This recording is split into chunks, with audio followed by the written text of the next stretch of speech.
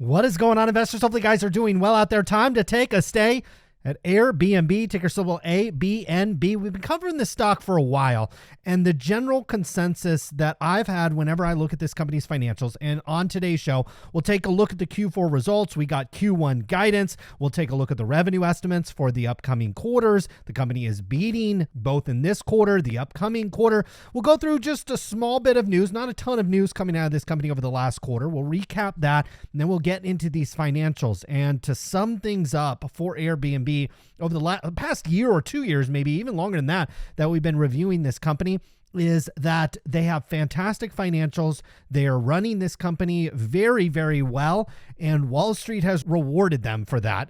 Over $70 billion market cap, but that is going to go higher. In the after hours, this stock is popping nearly 11% up here to about $134 per share. So we'll also talk about this from a technical perspective, because it has actually been range bound for quite a while, and it just blew through two areas of a resistance, which is critical from a technical perspective. Now, over the last year, you haven't missed anything with this one. It's okay to watch these kind of quote unquote like overvalued stock. It's okay to watch them for a while, because over the last year, you'd be down 28% on this one. Even when you stretch this out to a 5-year, anyone basically that has bought this over the last 5 years is pretty much down. Yes, if you've bought this in the last 6 months, you are still down. If you bought it in the last month, you are up. So there's not a lot of people that are showing a positive investment from an Airbnb perspective. And it just goes to show you that being early to these stocks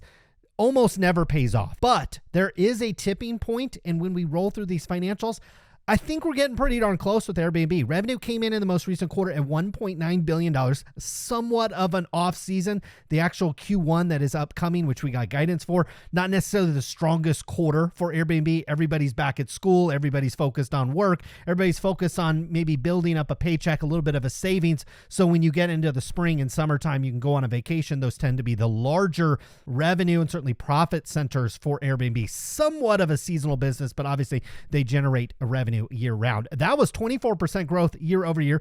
Beat expectations on the revenue side, beat expectations on the earnings side. They also beat expectations for those Q1 numbers as well, expecting revenue to come in between $1.75 billion up to $1.82 billion.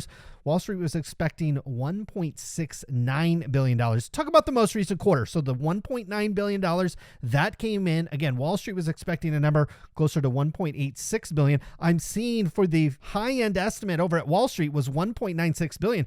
So this company almost nailed it on the high end. When we look for the Q1, I just told you we're expecting 175 to 182. 182 would be, again, towards the high-end estimate for Q1. So the company is doing a very nice job. And it's not like we've got a small number of analysts covering this stock. You got over 20 covering this stock. This company is knocking it out of the park. They're executing. They're doing a very nice job. We'll go through the financials here in a second, and it'll illustrate that to an even further degree. Airbnb introduced an apartment rental platform.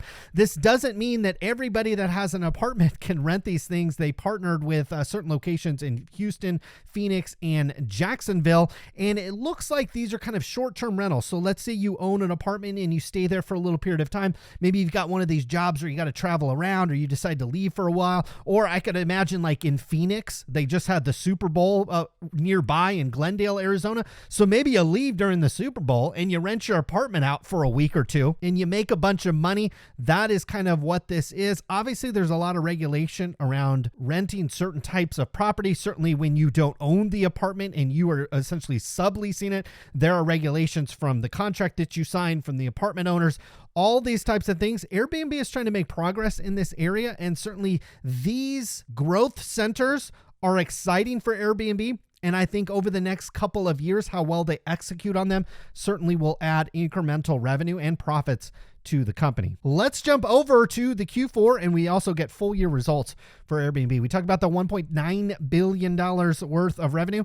That was 24% growth year over year. Beat expectations, was towards the high end estimates. Now, what we've loved about this company is they're growing this business profitably, okay? Across the board, yeah, you saw some tick up across the board in your operating expenses.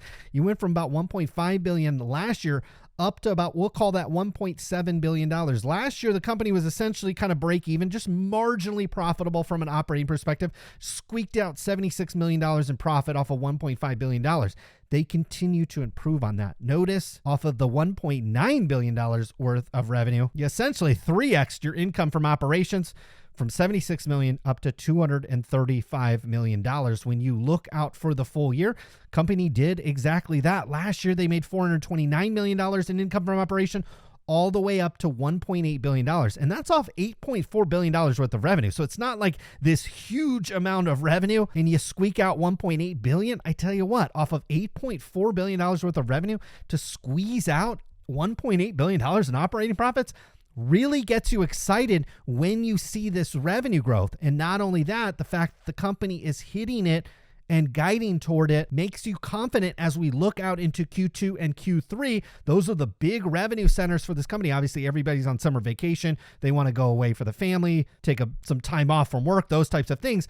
Well, it makes you confident that this company is going to deliver from a revenue and then also from an operating profit standpoint. Pull down a net income number, similar type of story, similar type of numbers. You pulled all the way down to net income. Now you come over to the balance sheet. There's there's a boatload of cash on the balance sheet, not a lot to spend it on. In fact, the company has executed on a stock buyback over the last year, and it seemed like they timed that actually pretty well considering the stock was considerably lower than it was today. They executed that very nice, which you rarely see actually from share buybacks. Companies tend to overpay for their own shares.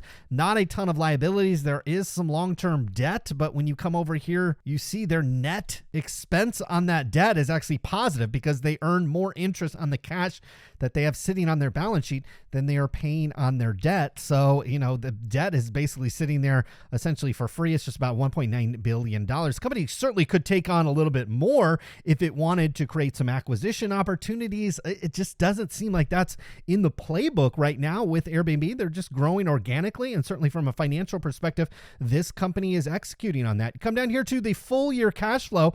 The right-hand number is that impressive $1.9 billion worth of net income. You get to add back in stock-based compensation, other things, and you get positive cash flow to the tune of $3.4 billion for the full year. That makes the valuation, look, the valuation's expensive, okay? $70 billion stock, it's up another 10% in the after hours. We'll just call this an $80 billion stock. You're looking well north of a 40 times price to earnings ratio. You're looking well north of 25 times positive cash flow, but again, the company is hitting it out of the park when it comes to revenue growth. And as long as they continue to do that and find ways to maybe figure out a way to reaccelerate this, or at least keep it towards the high end of the revenue growth spectrum, well, the company will comfortably grow into this valuation probably in 12 to 24 months. And it might actually look cheap if it stays at these levels. When you come down to the investing side, company has nothing to do with the cash flow that they generate. That's why I'm wondering,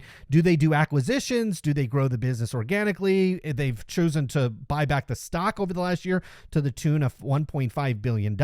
They certainly could continue to do that. Company could even pay a dividend if it wanted to. That doesn't seem as in vogue these days, but certainly the company can afford to do that if they believe that these revenues remain strong. And right now, there's no reason to believe that it won't. Now, the stock's been on rally mode over the past 45 days. This stock has rallied from, we'll call it about $82, and in the after hours, up nearly 60%, essentially since the beginning of the year. A lot of stocks have just been rallying.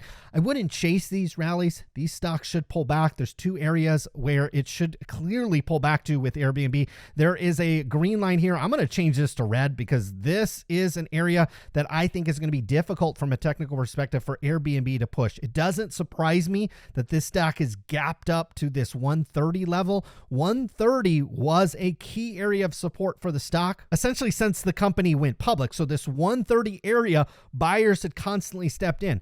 Once the stock broke through 130 back in May of 2022, well, it was lookout below. And obviously we kind of bottomed out here down at about $80 per share. I'm going to assume Airbnb is going to have trouble pushing through this 130 level. I wouldn't chase it at 130. You should get pullbacks likely to this trend line back down here to the 120s. That would be the first area that if you like Airbnb, that's the first area I'd be looking for on a pullback. As time goes on, these pullbacks actually can get a little bit deeper back into like the 110s, 115, 105 kind of range. And you're simply back testing this trend line wouldn't be at all concerning. It's highly probable that these were the lows back here in December. If that is true, it should make a series of higher lows as we go along. Again, that's if you buy into the fact that yes, Airbnb's valuation today is extraordinarily high from a price to earnings, price to cash flow, price to just about anything. But if you start to look out into the future,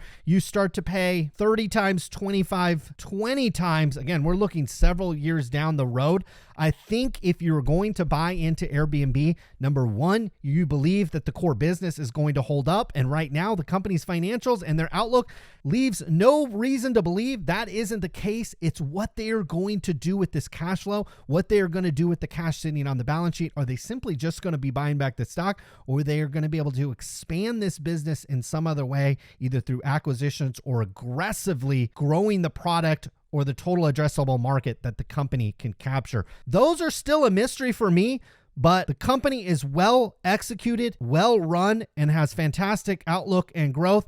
Tell you what, anybody that bought this stock south of $100, you probably should pat yourself on the back. You did take a major risk, but right now it is being very much rewarded. Hopefully, guys enjoyed today's video. More earnings videos the rest of the week. Good luck with your investments.